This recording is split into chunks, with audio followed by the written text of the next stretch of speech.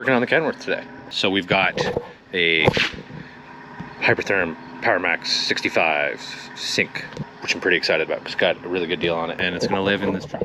So I'm thinking a lot of things. There's thoughts flowing around. I feel like if it was in the back cabinet, it would be great, because then I could maybe make like a little hole or something like that, and you could like have it just kind of live in there. That'd be all right. That'd be pretty cool, actually. So I don't know if that'll work. Let's go get ourselves a measuring tape and do some figurings. So with like an air cord plugged into it without getting too crazy with like a 90-degree air cord, you're gonna need probably like 27 inches, and that cabinet's not 27 inches. There's no way. Not even close. Yeah, so for the sake of accessibility, I don't think that cabinet's gonna work for that. And then depth-wise, we couldn't run it this way and we can't run it this way, so we're gonna have to use one of the longer cabinets. This one's already got a toolbox in it, so I think we're subject to using this cabinet here, which is okay with me. I think if we put the plasma cutter there, and we put an inverter welder or wire feeder there, when I've got ourselves some cutting consumables. These sink things are proprietary. They have like a little computer chip in them. I haven't tried to take them apart yet, but these were, I bought these secondhand actually.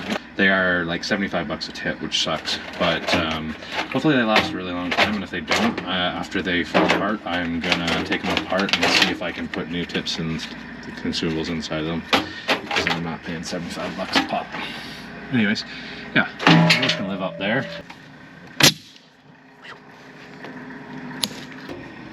I don't think with the air cord, that's gonna work.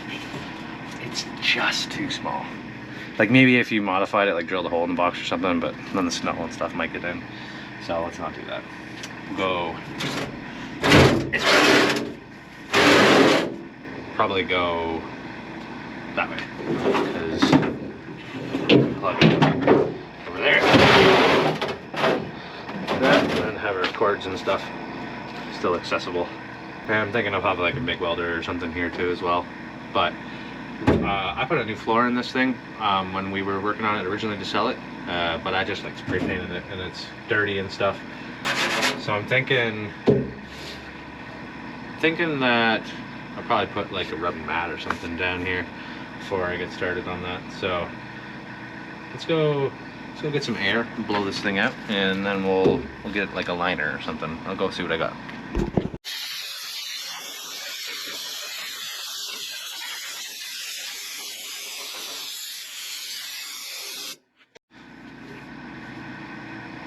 So I bought this stuff at the dollar store.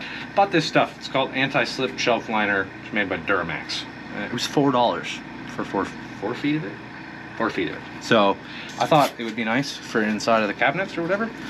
And we'll see if I was stupid to spend money on it, or if it was worth it. It's 18 inches wide, which is a little bit narrow for a shelf. But maybe I could double it up. I don't know. How does it stay down? Sorry about that, the camera died. Okay. If you ever wanted to cook a meal on something that wasn't in a household appliance, buy yourself a GoPro, because they get hot. Like really hot. I don't know if it's a case I've got or what the deal is, but it is like a fall day today, and that thing is 100 degrees. I don't understand why. I'm not asking for a lot of it. So, I live in Canada, I said this before. Stuff gets rusty here. This truck's from like 2007, 2008 or something like that, and we've got some rust here. It's not like that rust that like you can poke through. It's just like the rust on the top, surface rust, I guess. I don't know. Like you stab that, it's good.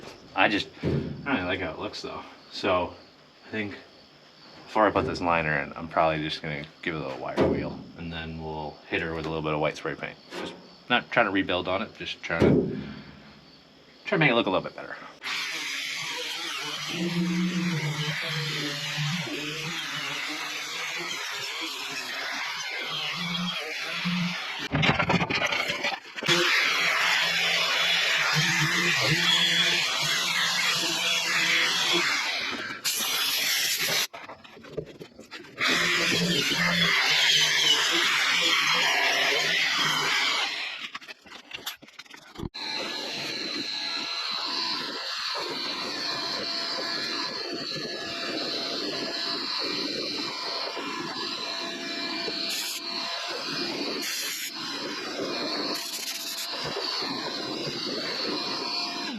Okay, so we're just gonna use some spray paint. We're not looking to win any awards here. We're just trying to keep rust at bay and keep things looking somewhat uniform on the truck. So I use Dang spray paint. I'm not sponsored by these guys. I've never met them, never talked to them in my life before. I just buy it off the internet. I bought it off the internet for years. It's like artistic paint. It's for like, I think it's for like guys that do graffiti, to be honest with you. But it works really good for rust, keeping stuff off, and it have a lot of colors, and it's cheap, and it comes right to my door. Like half the price of the junk you buy at the hardware store.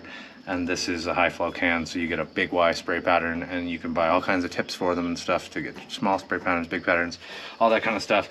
Yeah, worthwhile investment.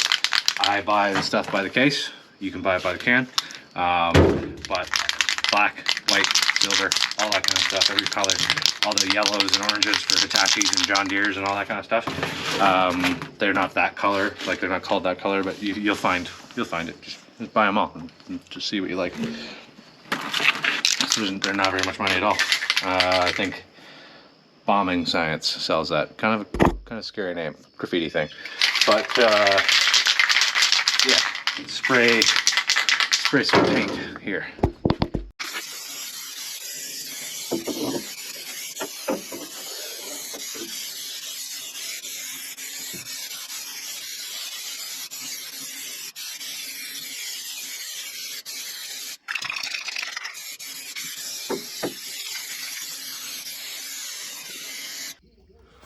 Okay, so it's a lot better than it was. It's not perfect, but you know,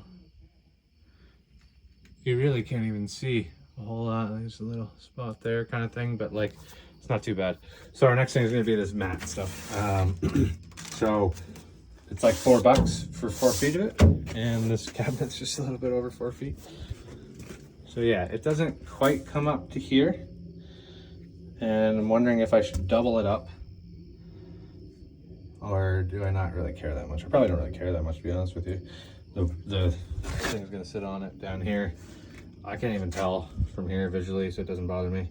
And I don't think I'm gonna have anything that width because the door comes into it, kind of thing. Okay.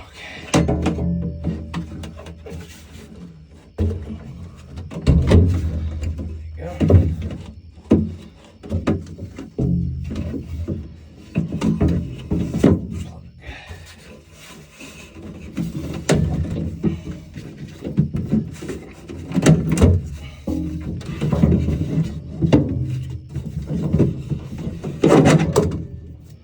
I think as time goes on, I'll probably like lay things out differently because I'm gonna have probably like a MIG welder over here or a wire feeder. But for now, I can probably plug this thing in with it in here off of the generator and an air line, because there's an air line right there. So I could either have a permanent one, that'd be kind of cool, or just pull it off the reel. But either way, it's in here. But there you go. That's not too bad, eh? I think I'm gonna, I noticed that the cabinet for the welders is only stitch welded and caulked. I think I'm gonna replace the caulking and maybe put a little bit more welding on it, because you can see it move when you're really loading her up, and I don't like that. So I'm gonna recaulk the outside of there, because I can definitely see a little bit of daylight coming right through up there. So yeah, I'm gonna put some more caulking in there at some point. Yeah, I can see a little bit right there too. But that stuff's from the outside, so that's good. So yeah, a little bit of weld, a little bit of caulking on the outside. That'll probably be another project for another day kind of thing. But yeah, I think that makes me pretty happy. I'm pretty satisfied with that. That looks cool, and it's accessible. It's not too cumbersome to get at. I might build a better system for the cord kind of thing. But as far as the unit's concerned, it fits in there with lots of room. You can definitely fit another machine in there, and maybe even one in front of it. But we'll burn that bridge when we get to it. Thank you very much for watching, and if you're so inclined, subscribe if you already have. Thank you very much. Really appreciate it. Comments, do them. Ask me questions. Tell me I'm doing it wrong. Tell me I'm doing right. I don't know. Do something. Say something. And yeah, do the thumbs up, do the likes, do the dislikes. Understand. If you gotta do it, you gotta do it. Thanks for watching, and I'll see you on the next one.